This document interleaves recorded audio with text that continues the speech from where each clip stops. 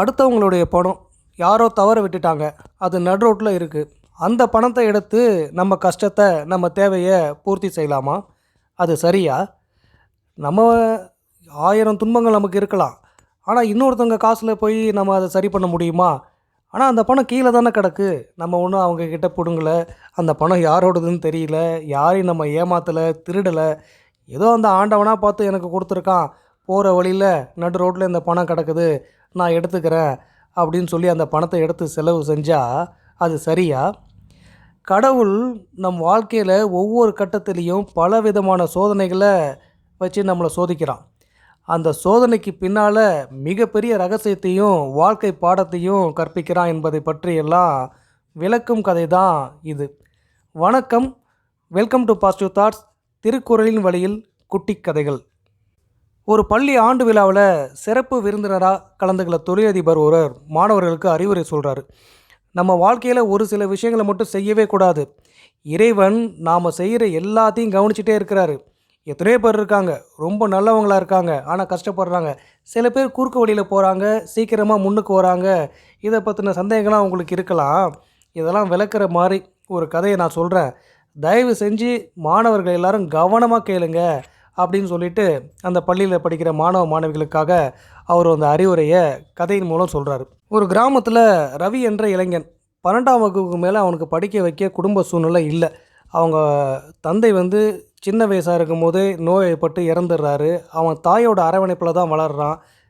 வீட்டு வேலைகள் செஞ்சு அவங்க தாய் அந்த பையனை படிக்க வச்சுட்டாங்க. தம்பி, இதுக்கு மேலே கல்லூரியெலாம் உன்னை என்னால் படிக்க வைக்க முடியாது. உன்னால் முடிஞ்ச வேலையை நீ செஞ்சு பொழைச்சிக்கோ. என்னை தப்பாக எடுத்துக்காதப்பா. நீ எவ்வளோ விருப்பப்பட்ட, என்னால் முடியல, என் சக்திக்கு மீறி என்னால் செய்ய முடியலன்னு அவங்க அம்மா அந்த பையன்கிட்ட சொல்லிவிட்டு அழுகுறாங்க. இல்லைம்மா, நீங்கள் கஷ்டப்படாதீங்க, கடவுள் எனக்கு ஏதாவது வழிகாட்டுவான்னு சொல்லிவிட்டு அவனும் அந்த ஊரில் கிடைச்ச வேலையை செஞ்சுக்கிட்டு அவன் வாழ்க்கையை ஓட்டிகிட்டு இருக்கான். ஒரு மளிகை கடையில் தான் அவன் வேலையை பார்த்துட்டு இருந்தான். ஒரு நாள் இரவு வேலை முடிந்து வீட்டுக்கு வரும்போது நடு ரோட்டில் ஒரு பேக்கு கிடக்கு. அந்த பேக்கை திறந்து பார்க்குறான். அது உள்ள லட்சக்கணக்கான ரூபா நோட்டுகள் இருக்குது. எப்படியும் ஒரு 2 லட்சமாவது இருக்கும் அப்படின்னு பார்க்குறவன் அதுலேயே இன்னொரு மெடிக்கல் ரிப்போர்ட் இருக்குது. அது எல்லாத்தையும் பார்க்குறான். அந்த பேக்கை கையில் எடுத்துகிட்டு அப்படியே நடந்து வந்துகிட்டே இருக்கான். கிட்டத்தட்ட 2 லட்சம் ரூபாய்க்கு மேலே இருக்கும் போல இருக்கு. இந்த பணத்தை வச்சு நம்ம படிக்கலாம், புதுசாக தொழில் தொடங்கலாம், என்ன வேணால் செய்யலாம். கடவுள் நமக்கு தான் இந்த பணத்தை கொடுத்துருக்காரோ அப்படின்னு அவன் மனசில் சஞ்சலப்படுறான்.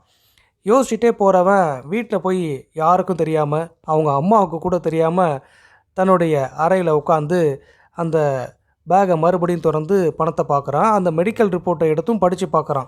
அந்த மெடிக்கல் ரிப்போர்ட்டை பார்க்குறவன் புரிஞ்சுக்கிறான், இது ஏதோ ஒரு குழந்தைக்கு இருதயத்தில் கோளாறு இருக்குது, அந்த குழந்தையோட மருத்துவத்துக்காக தான் அந்த பணம் வச்சுருக்காங்கங்கிறத தெரிஞ்சுக்கிறவன் அந்த ரிப்போர்ட்டில் இருந்த வீட்டு முகவரிக்கு போய் பார்க்குறான்.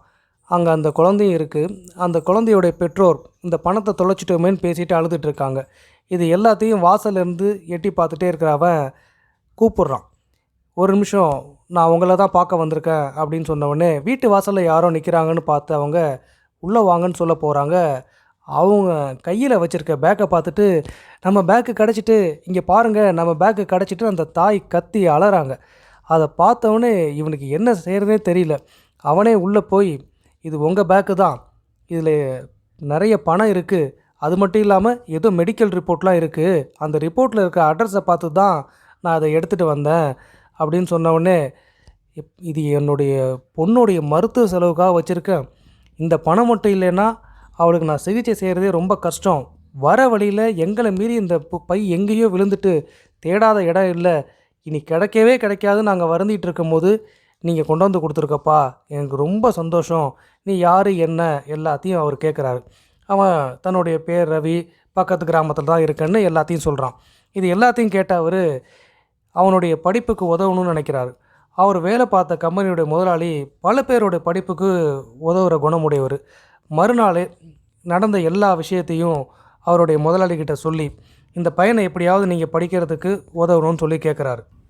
இது எல்லாத்தையும் கேட்ட அந்த முதலாளி, அவ்வளோதானே நான் பார்த்துக்கிறேன்னு சொல்லி அந்த பையனை நல்லா படிக்க வச்சு அவன் படித்து முடித்ததும் அவருடைய கம்பெனிலேயே ஒரு நல்ல வேலையை போட்டும் கொடுக்குறாரு. அந்த கம்பெனியில் இருந்து அந்த தொழிலை முழுசாக கற்றுக்கிட்டு அந்த ரவி என்ற இளைஞன் தானே ஒரு புதிய தொழிலை தொடங்குகிறான். புதிய தொழிலை தொடங்கி அதில் ஓரளவு சாதனைகளை செஞ்சு அவன் வாழ்க்கையில் ஒரு உன்னதமான நிலையை அடைஞ்சு அவன் படித்த பள்ளியில் நடக்கக்கூடிய ஆண்டு விழாவில் சிறப்பு விருந்தினராக கலந்துக்கிற அளவுக்கு வாழ்க்கையில் முன்னேறுறான். அந்த ஒரு சிறப்பு விருந்தினராக கலந்துக்கிட்டு உங்கள் முன்னாடி தான் அவன் பேசிகிட்டு இருக்கான். புரியுதுங்களா?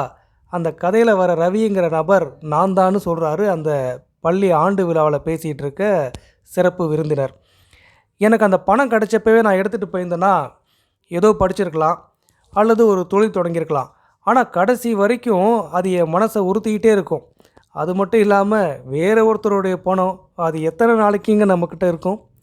அது எத்தனை நாளைக்கு நம்மக்கிட்ட நிலைச்சி நிற்கும்? அதனால் வாழ்க்கையில் ஒரு சில தவறுகளை செய்கிறதுக்கு குறுக்கு வழிகள் நம்ம கண்ணில் படலாம். ஆனால் அந்த ஆண்டவன் நம்மளை பார்த்துக்கிட்டே இருக்கான். நம்ம அதை பயன்படுத்தக்கூடாது, நேர் வழியில் தான் செல்லணும். அடுத்தவருடைய பணத்துக்கோ காசுக்கோ நிச்சயமாக நம்ம ஆசைப்படக்கூடாது. அதை உரியவங்கள்ட்ட நம்ம திருப்பி கொடுத்துட்டா நமக்கு தேவையானதை அந்த ஆண்டவன் இன்னும் நமக்கு சிறப்பாக கொடுப்பான் என்பதெல்லாம் நீங்கள் புரிஞ்சுக்கணும். இது என் வாழ்க்கையில் நடந்தது. என்னுடைய சொந்த வாழ்க்கையில் நடந்த விஷயத்தை நான் உங்கள்கிட்ட பகிர்ந்துக்கிறேன். அதனால் நேர் வழியிலே செல்லுங்க. யாருடைய காசுக்கும் ஆசைப்படாதீங்க. உங்களுடைய இலக்கை நோக்கி நம்பிக்கையோடு பயணம் பண்ணுங்க. கடவுள் நிச்சயமாக எல்லா சோதனைக்கும் பின்னாடி ஒரு நல்ல வாழ்க்கையை உங்களுக்கு கொடுப்பார். ஆனால் அதுக்கு நீங்கள் தகுதி உடையவராக இருக்கணும், நேர்மை உடையவராக இருக்கணும் என்பது தான் நீங்கள் புரிஞ்சுக்கணும் என்று அந்த சிறப்பு விருந்தினர் மாணவ மாணவிகளுக்கு அறிவுரை கூறுகின்றார். இதனை தான் திருவள்ளுவர் இக்குறளின் மூலம் உண்மையாக நேர்வழியில் நடக்கின்றவர் வாழ்வில் வரும் துன்பங்கள் நீண்ட நாட்கள் நிலைத்து நிற்காது என்று கூறியுள்ளார். உண்மைதாங்க. நேர்வழியில் நல்ல எண்ணத்தோடு வாழ்கின்றவர்கள் வாழ்க்கையில் வரும் துன்பங்கள் மிகப்பெரிய சிரமத்தை ஏற்படுத்தினாலும் அவர்கள் இறுதியில் அனைத்திலிருந்தும் விடுபடுவார்கள். தங்கள் வாழ்வை நல்ல விதமாக வெற்றிகரமாக அமைத்து கொள்வார்கள் என்பதுதான் நியதி. ஓகே ஃப்ரெண்ட்ஸ், இந்த கதை பிடிச்சிருந்தா மறக்காமல் ஒரு லைக் பண்ணுங்கள். இந்த கதையை பற்றின கருத்துக்களை கமெண்ட் செக்ஷன் மூலம் எங்களுக்கு தெரியப்படுத்துங்க. இது வரைக்கும் நம்ம சேனலை சப்ஸ்கிரைப் பண்ணாதவங்க சப்ஸ்கிரைப் பண்ணுங்கள், சப்போர்ட் பண்ணுங்கள். மீண்டும் சந்திப்போம். நன்றி.